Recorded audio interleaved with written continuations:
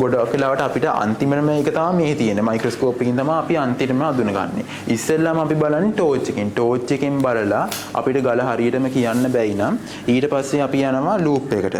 Loop එකට ගියාට පස්සේ තමයි අපි ලූප් එකකින් බලනවා. ඊට පස්සේ ලූප් එකේ ඇතුළේ ඉන්ක්ලූෂන් එක කියන්නේ සාමාන්‍යයෙන් අපි ලූප් එකෙන් බැලුවම අපිට හොයාගන්න පුළුවන් මේක ඇතුළේ මේ වගේ එකක් තියෙනවා ෆෙදර් කියලා තියෙනවා.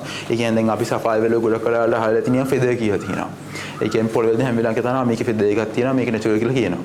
ඒකේ ෆෙදර් එහෙම නැචරල් තා ෆින්ගර්ප්‍රින්ට් කියලා තියෙනවා. ඒකට සෆායා ගලේ ඇතුලේ ෆින්ගර්ප්‍රින්ට් එක වගේම එකක් තියෙනවා. නිකන් අර රවුමට ඉන්ක්ලූෂන් එකක් තියෙනවා. නිකන් අර මේ නෙළුම් කොලේ නෙළුම් කොලේ වගේ ඉන්ක්ලූෂන් එකක් තියෙනවා.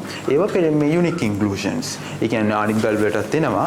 ඒකට සමහර කියන්නේ ගලින් ගලට වෙනස් වෙන ඉන්ක්ලූෂන් තියෙනවා දැන්.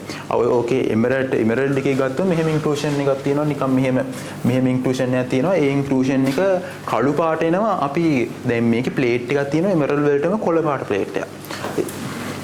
ඒ කියන්නේ ඉන්ක්ලූෂන්ස් වැඩි වුණාට බලනකොට ඒ ස්ටොක් එකේ දෙන්නේ මොනවා කෙමිකල්ස් එකේ ප්‍රයිස් එක අඩු වෙනවා. මෙහෙමයි. සමහර වෙලාවට තියෙනවා ඉන්ක්ලූෂන් හින්දා ප්‍රයිස් එක වැඩි වෙනවක් තියෙනවා. ඒ කියන්නේ රෙයා ඉන්ක්ලූෂන් තියෙනවා සාමාන්‍යයෙන් ඔබ අහලා තියෙනවා ඩිමෙන්ටොයිඩ් ගානට් කියලා එකක්. ඩිමෙන්ටොයිඩ් ගානට් වල තියෙනවා හොස්ටේල් ඉන්ක්ලූෂන් කියලා. ඒ කියන්නේ මෙහෙම ඉරි වගේ තියෙන හොස්ටේල් ඉන්ක්ලූෂන් එක. ඒකට මේ හොස්ටේල් ඉන්ක්ලූෂන් එක හින්දා ගානට් එක සාමාන්‍යයෙන් ඩොලර් 100 තිබ්බ එක ඩොලර් ඒ කියන්නේ ඩොලර් 1000 විතර වෙන අවස්ථා තියෙනවා. එන්න මේ කොලම්බියන් වල එමරල්ඩ් වල හම්බෙන මෙතින් මේ පයිරයිට්